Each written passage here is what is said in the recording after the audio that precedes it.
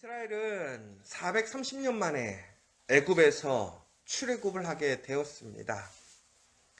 430년이라는 시간이 어찌 보면 우리의 지금의 관점에서 보자면 별것 아닌 것 같지요. 그러나 여러분 한번 생각해 보십시오. 우리가 일제차 40년 동안 얼마나 수많은 고민과 좌절과 낙담을 했는지 몰라요. 처음에 정말 나라를 사랑했던 그 수많은 사람들, 독립을 운동했던 사람들이 일제 말기에 많은 변화된 모습을 보이게 됩니다. 그 원인이 무엇이었냐면 변화될 수 없을 것 같다라는 거예요. 많은 선교사들 또한 일제와 또 어떤 여러 가지의 국제적인 정세 속에서 한국이라는 나라가 이제 다시 회복될 것이라는 사실에 대해서 회의적인 시각을 가진 사람들이 나타나기 시작했었습니다. 그래서 하나님의 뜻이 오히려 정말 더 장기적으로 어떤 하나님의 계획 안에서 한국에 대한 그러한 일들이 있지 않는가라는 생각들을 갖게 되었던 것이지요. 여러분 40년이라는 시간 속에서도 이처럼 사람들은 많은 생각과 변화를 가지게 되었어요. 그런데 430년 동안 하나님의 그 말씀을 바라보며 여러분들 그 뜻을 꺾지 않을 수 있겠습니까? 그러나 오늘 이스라엘 사람들이 430년 만에 이처럼 출애굽을 이루게 되었던 것은 그들의 어떤 굳건한 의지나 그들의 변함없는 믿음의 모습이 아니었지요. 바로 그들은 그 삶 속에서 정말 하나님의 그 약속을 온전히 믿고 견뎠다기보다는 그 하루하루를 살면서 정말 그냥 하루를 살아가고 있었는데 하나님께서 바로 이스라엘에게 하신 약속을 잊지 않으신 것입니다. 하나님이 약속하시고 계획하셨던 그 선한 계획을 하나님은 430년이 지난 이후에 비로소 하나님이 약속하신 그 놀라운 준비가 된 상태가 되었을 때에 그들을 이제 출애굽시키셨다라는 사실이에요. 여러분 하나님의 그 선하신 계획이 우리에게 있음을 우리는 믿고 있습니다. 그러나 그 선하신 계획이 우리 앞에 당장 눈앞에 나타나지 않으므로 우리는 참 힘들고 어렵고 또한 우리 마음엔 불안한 생각들이 참 많이 있어요. 그러나 하나님께서 이처럼 지체하시는 이유는 하나님께서 계획하시고 약속하셨던 것을 온전히 이루시기 위해 그것을 온전히 우리에게 주시기 위해 하나님께서는 그 시간을 기다리시는 거예요. 그러므로 여러분 다시 한번 오늘 하나님의 약속이 430년 만에 이루어진 그 사실 결코 하나님의 말씀은 변하지 않고 그 말씀은 성취됨을 기억하시기 바랍니다. 오늘 우리의 삶 속에서 하나님께서 우리에게 주셨던 그 약속의 말씀 여러분 소망을 잊지 마시고 어떠한 순간에도 하나님을 신뢰하며 하나님의 약속을 붙들고 나아가는 우리 믿음의 성도들 되시기를 간절히 소망합니다.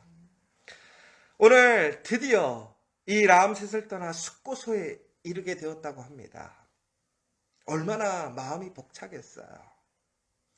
거기서 이스라엘 사람들이 숫자를 세어본 거예요. 그랬더니 이렇게 나와 있습니다. 유아 외에 보행하는 장정이 60만 가량이에요. 여러분 야곱이 그 가족이 그 가뭄 속에서 애굽으로 들어갔을 때에 그 가족의 숫자가 70명이었더라라고 나와 있어요. 그런데 430년이 지나서 그 70명이 60만 명이 되었습니다. 여러분 70명이 430년을 지나서 60만 명이 된다라는 사실이 이게 자연적인 증가로 치자면 가능할까요? 이것은 정말 기적과 같은 일이에요. 여러분 이 70명이 그것도 자기의 나라가 아니라 타국이에요. 이방인으로서 그 자리에서 살게 되면서 더 나아가서는 후대에는 그들이 노예로서, 핍박받는 사람으로서, 오히려 그들을 말살하려고 하는 그러한 세상의 힘 앞에서도 그들의 숫자는 줄지 않았다라는 거예요. 오히려 한 나라를 이룰 수 있는 60만 명의 장정들이 세워졌다라는 거예요. 여러분 여기서 보십시오. 유아 외에 보행하는 장정이라고 나와 있어요. 여자들과 아이들을 제외한 숫자예요. 그러면 이 60만 명이라는 건 아주 온전한 남성들만을 얘기하는 거거든요. 그러면 이것이요, 어찌 보면요, 3분의 1밖에 되지 않는 거예요. 그러면 곱하기 3을 하면 3, 6, 18, 180만 명이라는 숫자예요. 어마어마한 숫자인 거예요. 여러분, 하나님께서 분명히 이스라엘에게 무엇이라고 그랬습니까? 아브라함을 통해서 무엇이라고 약속하셨습니까? 그가 열국의 아버지가 되게 하시겠다고, 나라가 되게 하시겠다고 약속하셨어요. 여러분, 한 사람이 나라를 세울 수 있습니까? 어렵죠. 나라를 만들 수 있습니까? 어렵죠. 그런데 하나님께서 그 믿음의 사람이 하나님의 말씀에 순종해서 하나님의 인도하심에 참여하고 그 길을 걸어가게 되므로 세상적으로 봤을 때는 전혀 불가능하고 가능할 수 없는 그 일들이 바로 하나님의 능력 안에서 성취되었음을 우리는 보게 되는 것이죠. 여러분, 하나님은 못하실 일이 없습니다. 하나님은 모든 것을 하실 수 있습니다. 그러므로 우리는 진정으로 다시 한번 하나님의 약속을 붙들고 하나님을 믿으며 오늘 우리의 삶의 길을 걸어가게 된다면 전국에는 그것을 하나님께서 이루시는 줄을 믿으시기 바랍니다. 오늘 이처럼 놀라운 하나님의 역사를 통해서 그들에게 고난과 시험과 핍박이 있었지만 전국에는 하나님께서 이들이 나라가 되게 하시기 위해 그들을 오히려 안전하게, 오히려 고난과 핍박을 받았지만 그것이 더욱더 안전하게 하나님의 꿈이 성취되게 하는 그 놀라운 역사를 보여주시고 계십니다. 그러면 우리는 어떠한 상황과 어떠한 목적 속에서도 우리가 흔들리지 않아야 될 것은 거기에는 다 하나님의 선한 뜻이 있는 거예요. 고난과 역경 속에서도 하나님의 선하신 뜻이 있는 거예요. 우리의 본분은 무엇이냐? 하나님을 의심하고 불평하고 불만하고 두려워하고 하나님을 떠나는 것이 아니라 끝까지 하나님을 신뢰하면서 그 자리를 지켜가는 충성된 마음이 필요하다는 사실입니다. 그 충성된 마음으로 그 자리를 지키는 사람들, 그 말씀 안에서 그 길을 내가 만들어가는 것이 아니라 하나님께서 만들고 있음을 믿으면서 그 길을 걸어가는 사람들에게 하나님의 놀라운 역사, 또 그 놀라운 역사에 참여하는 기회가 주어진다는 사실을 기억하십시오. 무엇인가 특별한 그 사람들에게 하나님의 역사가 일어나는 것이 아니에요. 너무나 평범하고 우리의 일상에서 특별할 것 같지 않지만 철저하게 하나님을 신뢰하고 믿음으로 그 길을 걸어가는 사람들에게 하나님의 역사가 주어진다는 그 사실을 기억하시기 바랍니다. 저는 항상 그러면서 우리 커피학교에 우리의 삶의 여정들을 생각해봐요. 우리의 삶, 단순히 커피학교회 뿐만이 아니라 여러분들의 믿음의 삶들을 한번 생각해 보세요. 오늘 여러분들, 우리의 과거를 돌아보았을 때 오늘 나의 삶, 나의 신앙이 어떻게 세워졌는지를 한번 생각해 보세요. 여러분들, 부단히 여러분들이 그 신앙을 지키기 위해 열심히 노력한 부분들도 있을 거예요. 그러나 우리의 노력과 우리의 의지로 그 신앙이 세워집니까? 우리의 삶이 세워집니까? 정말 하나님의 도우심이 없었다면, 하나님을 믿고 의지하고 살아오지 않았다면 오늘 우리가 이 자리에 있을 수 있겠습니까? 그러므로 여러분, 오늘 과거에서 오늘까지 우리를 이끌으셨던 그 하나님을 이제 다시 한번 믿고 신뢰하면서 나를 이끌어 가실 그 하나님을 바라보며 우리의 미래를 소망 가운데, 정말 믿음 가운데 바라보시는 저와 여러분 되시길 간절히 소망합니다. 여러분, 그러면서 오늘 하나님께서는 그들이 출애굽을 시키셨을 때에 그들에게는 아무것도 준비하지 못하게 하고 양식도 준비하지 못하게 하고 정말 무교병 하나 둘러매고 나가게 했다라는 거예요. 하나님의 역사는 이처럼 지체할 수 없을 정도로 순간적으로 이루어지는 거예요. 그 역사를 준비하면서 사람의 일들은 차근차근 되는 것이잖아요. 맞아요. 일은 차근차근 돼야 돼요. 그런데 하나님께서 역사하시면요, 그 일들이 순간에 이루어지는 거예요. 그때가 이르니까 그동안 전혀 불가능했던 일이 한순간에 이루어지는 것을 보게 되는 거예요. 여러분, 그래서 우리가 뭐 한탕주의를 원하고 막 그런 것을 꿈꾸라는 것이 아니에요. 전국에는 하나님께서 이렇게 일하실 때에는 정말로 급하게, 온전하게 그것이 성취되는 것을 보게 되면서 우리는 우리의 시각, 우리의 생각에서 모든 것을 이해하지 말라는 것이지요. 그런데 여기서 참 중요한 것은 아무것도 준비하지 못하고 나아갔다라는 거예요. 하나님 말씀에 순종해서. 여러분, 하나님 말씀에 순종해서 나아갈 때 보면 우리가 준비가 덜 될 때가 있어요. 그렇죠? 근데 여러분, 그때 우리가 얼마나 불안합니까? 그러나 중요한 것은 하나님의 말씀을 믿고 나아가는 자들에게는 하나님께서 그들을 지키시고 공급한다는 사실을 기억하십시오. 그러므로 오늘 이들은 그것에 대해서 의심하거나 질문하지 않았던 것을 보게 됩니다. 왜?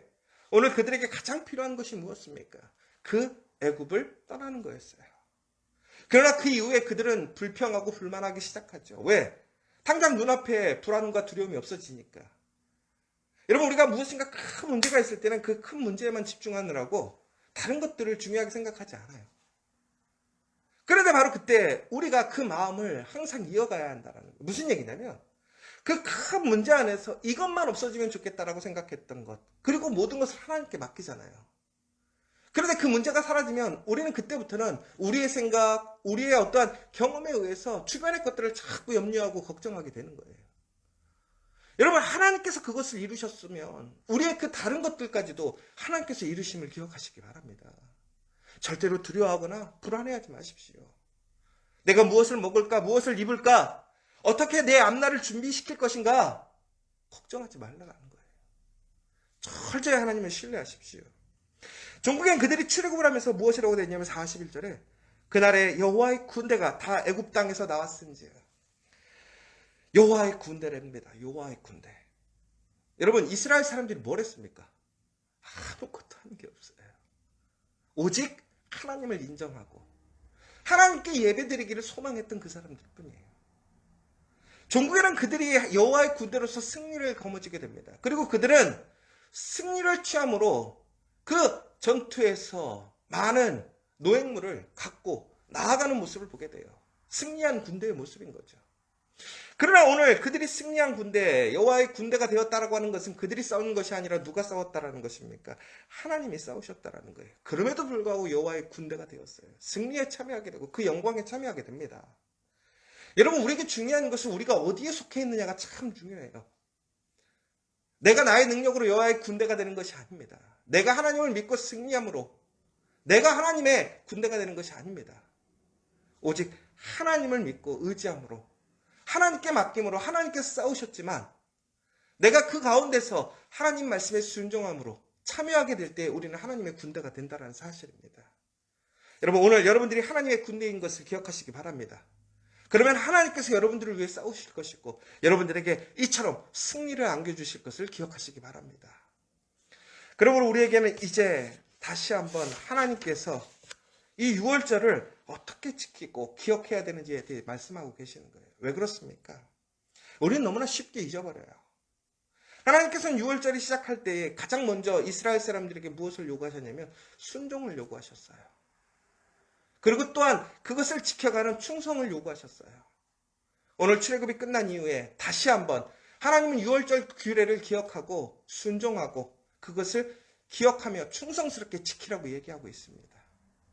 여러분, 이처럼 우리의 삶 속에서 우리가 절적으로 하나님을 순종하고 또한 하나님을 기억하며 충성스럽게 우리의 삶을 살아가게 된다면 바로 이 하나님의 놀라운 능력으로 우리는 하나님의 군대로 어떠한 시험과 도전 앞에서도 우리의 삶 가운데서 승리할 수 있음을 기억하시고 오늘도 담대하게 여호와의 군대로서 믿음 안에서 승리하며 나아가는 저와 여러분 되시기를 간절히 소망합니다.